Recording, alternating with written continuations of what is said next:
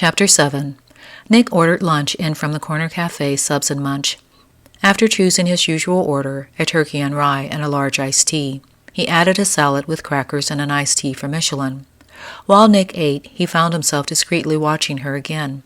He wasn't sure why his eyes were drawn to her. They just were. There she sat at the desk across from him, pecking diligently about the keys of the computer, while staring pensively at the monitor of her screen. From what he noticed, Michellin was careful as not to make any mistakes in her work or her life. She reminded Nick a lot of himself. No wonder she was getting on his nerves. Did you come up with anything yet? Nick called over to her, taking a slurp from his iced tea. She lifted her eyes from the screen and shook her head no. After the printing press plate that Nick found 3 weeks ago, there had been little to no progress made. Not on his part, anyway. It was becoming increasingly difficult to get anything done with her always tagging along. So why was he disappointed when Michellin said that after the case she would be reassigned to work somewhere else? There was a time when that news would have made him happy, but something deep down kept that happiness from finding the surface. You might want to take a look at this, Michellin said, interrupting his thoughts. Nick got up and walked over to the desk. There on the monitor was a picture of a rather attractive woman whose icy blue eyes held a noticeably angry glint. Nick shuddered to think of the plans she had for whomever put it there. According to the woman's personal statistics, she was 37 years old with a list of misdemeanors ranging from grand larceny to counterfeit bill production. Who is this? Down at the picture. This is Charlene Berta, my contact. Wait a minute, you're saying this is the woman who made the anonymous call to your office? You're right, Lynn said, pushing herself away from the desk. She went over to the window where she stood with her arms folded across her stomach. How could I have missed something so obvious? I have to notify Brett. Who's Brett? He's the director of SID. He'll be on the next plane once he knows I let a key suspect get away. I'm confused here. Charlene Berta set everything up. That part I got. What I don't get is that you can't wait to tell this Brett person that you screwed up. Why is that? Brett expects a phone call from me every evening so I can report my progress. Oh!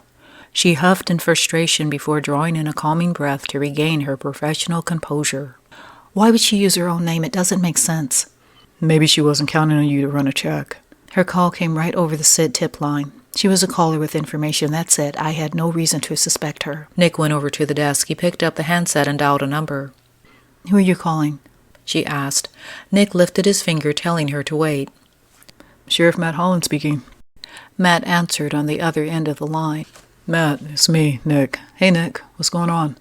I need you to put on an APB on a 37-year-old female by the name of Charlotte Berta. That's Birda. Michellin hit the button on the keyboard and waited as Charlene's mugshot and criminal record slid through the printer. Here. Michellin handed the printout to Nick. Do you have a rap sheet? Matt asked. I'll fax it over. Nick assured him. Once I get it, I'll put it into the system. Thanks, Matt. I appreciate it. Nick said, hanging up. He turned to Michellin.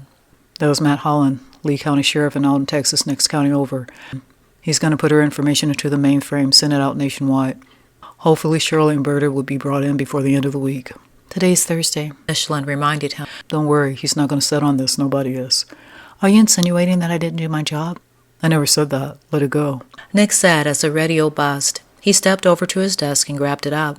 Sheriff Moran. He answered.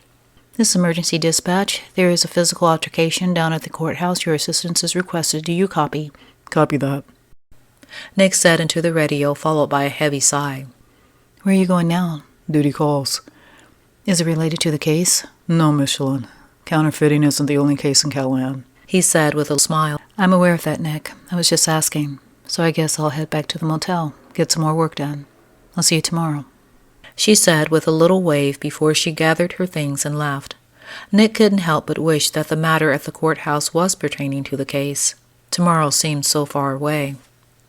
Maybe she felt it too, which probably explained the reason her walk to the door was the slowest Nick had seen her move all day. Or was it just wishful thinking on his part? That evening, Nick sat on the step watching Allie ride her bicycle down the gravel slope in the front yard. The hours were creeping along slowly. The disturbance at the courthouse was more involved than he thought and took the remainder of the afternoon to get things under control. Then there was the talk he had to have with Fisk regarding the unlawful arrest of Trini Gus, as well as his failing to mention the 3 counterfeit bills Howard Keeley gave Sarah Garvey. Nick would have dismissed Fisk a long time ago, But Callahan and all of his problems were getting to be more than Nick could handle alone, and no one else was jumping at the chance to get involved. Each day, the case seemed to loom further and further out of his control. Then there was the pang of jealousy Nick felt whenever he thought of Brett having Michelin's attention every evening. Nick knew that he had no right to feel the way he did, but the feelings were there. The more he thought about Brett jumping on a plane to come to Callahan, the more frustrated he became. Friday morning, Nick took the photo printout of Howard Keeley to Hal's Market. Fortunately for Hal, the store was a little busier than it was the day before. Nick stepped into Sarah Garvey's aisle and waited while the woman ahead of him loaded her items onto the counter.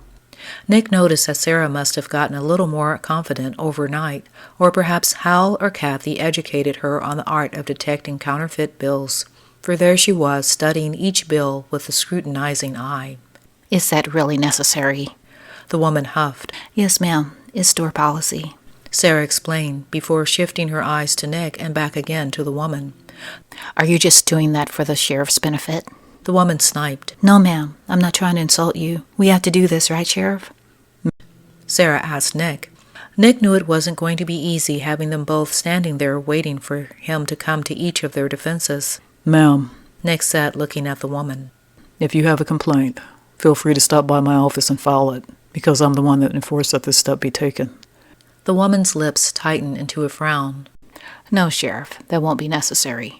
I guess if she's doing this with everybody, then there's no problem. I'm glad to hear it. Here's your receipt and thank you for shopping the house. Sarah said politely. The woman snatched the receipt from Sarah's hand and stormed out with her bag of groceries. Seeing Sarah's shoulders droop in defeat, Nick felt compelled to ask, Have you ever many customers like that? A few more than I like. Some people even threaten to stop shopping here. Well, if anybody gets really out of hand, just tell them to come see me. I'll deal with them. Thank you, Sheriff. Her face brightened. While I'm here, Nick said, pulling Howard's mugshot from his pocket. Can you tell me if you remember seeing this man in the store yesterday? Sarah looked at it closely. He sort of looks like the man who came through my aisle, but I think his hair was a little shorter and lighter. Did he buy anything? I don't really remember. I haven't been here long enough to know who's a regular and who's not. And I don't think one of our regular customers would have done something like this. I'm sure you're right. Nick chuckled. Sheriff Moran, Hal rushed up. Nick turned around. I need to speak with you. Will you excuse us, sir? Certainly, Mr. Dietrich. Sheriff, I'm real sorry I wasn't much help. You did fine. Thank you for your time. Nick said, folding the printout and stuffing it back into his pocket. Then he turned and followed Hal back to his office. Glad you stopped by. Please, have a seat. Hal said. Do you have more information? Nick asked, claiming a seat in front of Hal's desk. I was going to stop by your office yesterday, but I got a little sidetracked. Anyway, I thought this might help. Hal said, pulling up surveillance footage on his computer. Is that footage from yesterday? Nick could hardly believe what he was seeing. I know what you're thinking. The thing is, I didn't want that government woman demanding I turn over my surveillance system. Forget all that, Hal. Just show me what you've got. Hal went through the footage. For several minutes, there was much of the same, people perusing the aisles carefully in search for their items. It wasn't until a familiar face came up that captured Nick's attention. Wait a minute. Nick said, pointing to the man on the screen. He reached into his pocket and pulled out Howard Keeley's mugshot. He looked at the photograph and then back up at the screen. There. That man there, who is he? Can you zoom in? Nick pointed at the screen. Let me see. Hal said, fidgeting around with the buttons. He zoomed in on the man's face. This is the same man, isn't it? Nick said, showing Hal the mugshot. I would say so. Are you sure this was taken here yesterday? Yes. Look at him there. He's going through Sarah's line. It doesn't look like he's buying anything, so stands are empty. Hold on a second. Hal said, zooming in for a closer look. You mean to tell me this man just walked into my store and exchanged his money with mine? Do you know if he's dangerous? Not to my knowledge. With all due respect, I'm not real comfortable with your answer there, Sheriff. Believe me, I'm going to do everything I can to bring him in for questioning. But if you see him again before I do, give me a call. I know I'm the sheriff, but right now we've got to work together on this. That's all there is to it. As for this footage, I know it's your property.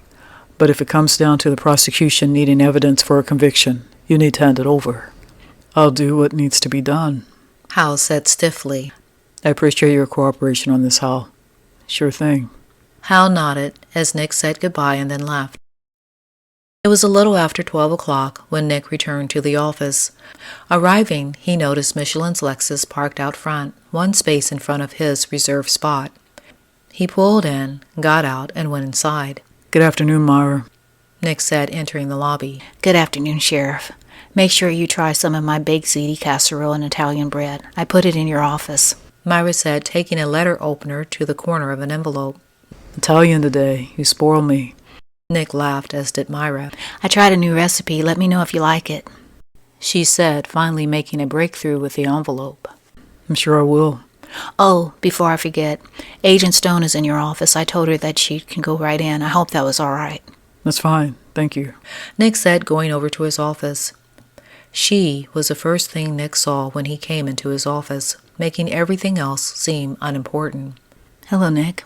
Michellin said, pulling his concentration away from the long silky curve of her legs revealed beneath the hem of her knee-length gray skirt. Hello, Michellin. Nick said, pushing his hands down into the pockets of his pants. Hiding his sweaty palms was the smartest thing he could do at the moment. Another was to go sit down. Nick crossed the floor and went back to his desk. There he sat, wondering why she had come so early. Was it to get an early start in torturing him? Myra fixed a wonderful baked ziti. I helped myself. I hope you don't mind. Because of her, Nick had completely forgotten about Myra's Italian creation. Usually he could get full on the aroma alone. But today there was just the flowery scent of Michelin's perfume. The only thing Nick could think about from the moment Myra told him about the baked ziti to the time he opened his door was digging in and satisfying his hungry appetite. Now, because of Michellin, another appetite needed to be satisfied even more. So, did you talk to your friend Brett? Thought of Brett was just what Nick needed to pour cold water on any heated thoughts he had at the moment. Just the mention of the man's name brought back the aggravation that was gnawing at him the night before. Brett is my supervisor. I hardly think of him as a friend. Really? Nick said, not sounding too convinced. Yes, really. So, he threw the words out there, trying to choose the rest of his words carefully. Is he going to hop on the first plane and come to Callahan?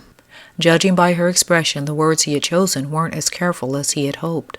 Brett will be here this afternoon, Michellin said. Nick's heart dropped. I see. Then the two of you will go somewhere and discuss this thing privately. Nick said, hating the situation with every word she said. Actually, he wants to speak with you. He says he has to assess the matter and decide if I'm fit to remain on this case. If not, I will be heading back to D.C. on Monday. He'll take you off just like that? Isn't that what you would do if someone caused a major mistake like this in your office? Don't compare me to him. His words were firm. Did you tell him about all the evidence you found? The bigger picture is that I lost a suspect.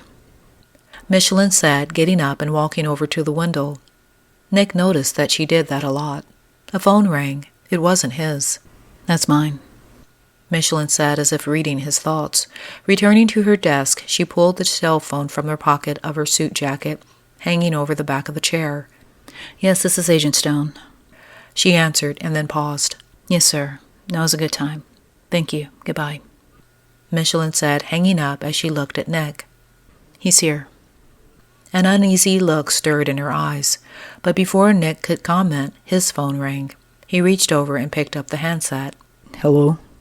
Nick said, knowing it was Myra. Sheriff Moran, Brett Auger's here to see you.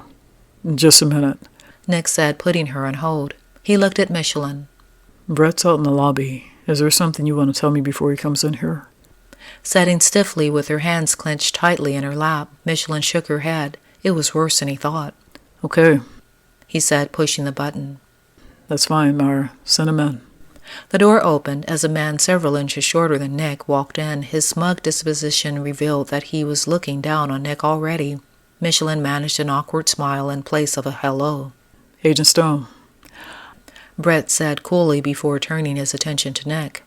I'm Brett Auger, Director of the Special Investigations Division of the United States Treasury Department. And you must be Sheriff Moran of Callahan. Brett's voice dropped when he said it. That's Boyd County, actually. Nick said, shaking his hand. Yes, of course. Brett chuckled. Nick never thought much of the government or its procedures.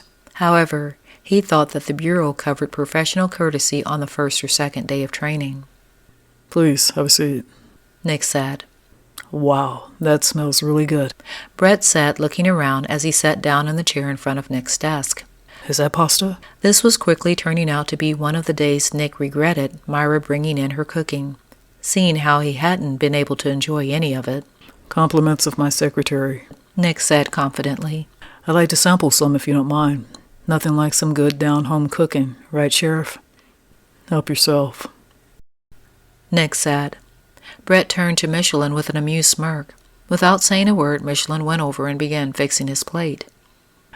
What can I do for you? Nick asked. Well, as you know. Brett began as Michellin returned, handing him the plate of pasta and bread. That looks delicious, Brett said, setting the plate on the desk.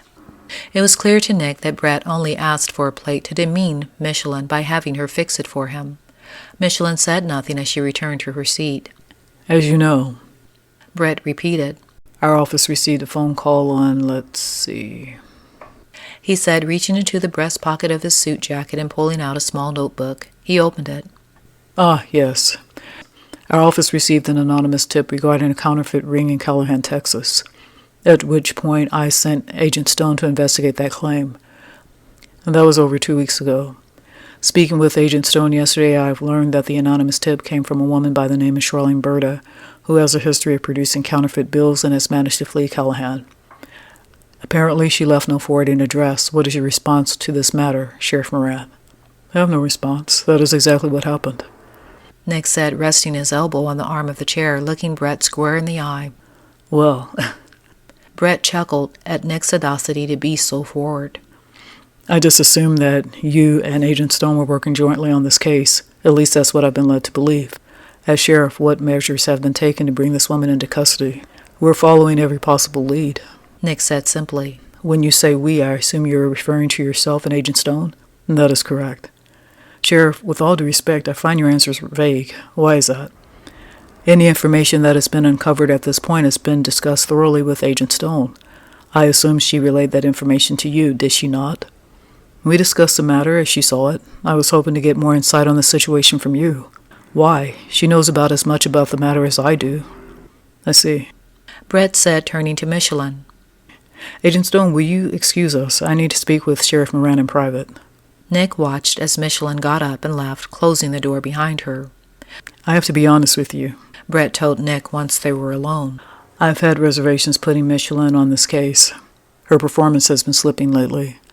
I have no problem replacing her. Just give me the word and I'll do it. Wait a minute.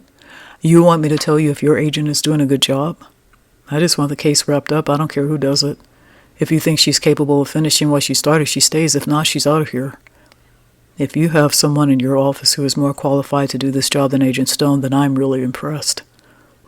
Don't get me wrong. Michelin's a great girl, but I don't like losing vital leads when it comes to my job. I understand that. And no one feels more to blame than Agent Stone, but coming here and making her feel worse, is that part of the job or is that personal? Personal. Brett laughed. Nothing here is personal. This is business. I would expect you to know that. It's just you referred to her as Michellin. Perhaps I misunderstood. Fair enough. But that doesn't negate the fact that I need to know what evidence has been uncovered as to date. I've got a substantial amount of printing and engraving materials that has been stolen, and a trail of counterfeit bills that lead right here to Callahan. Agent Stone has been here long enough to wrap up this case twice. I have made arrangements to be here until Wednesday, and if I can't get any more answers than I'm getting from you right now, I will seize control of every business in Callahan and shut its doors until this case is closed. And what would be the purpose of that? Nick asked, as the muscle in his jaw tightened. It's simple. If the perps have nowhere to spend their money, eventually they'll get nervous and make mistakes. That'll draw attention to themselves and lead us right to their operation. I really don't think you want to come between my citizens and their livelihood. You have no idea how far I'm willing to go to close this case. I think we're finished here. Nick said in the calmest voice he could manage. For now. Brett said as he got up and left. Nick sighed, leaning back in his chair. What was he doing, standing up to a man who had the entire United States government behind him? He wondered if Brett really had the authority to make good on his threat. Nick went out of the office and stopped at Myra's desk. I plan to be gone for a few hours. Did you like the baked ziti? Myra smiled up at Nick. Just then, he remembered that he hadn't had the chance to taste it. I've been in a meeting, but I'll be sure to try it when I get back. Don't forget now. Myra said. Nick smiled and then headed out to his car. Surprisingly enough, Michelin's car was still there. He paused in his steps upon seeing her sitting there looking as if she was writing something. After Brett left, Nick just assumed that Michellin had left with him. But not seeing any other cars outside of his and Myra's, it was safe to say that Brett was gone. So why was Michellin still there?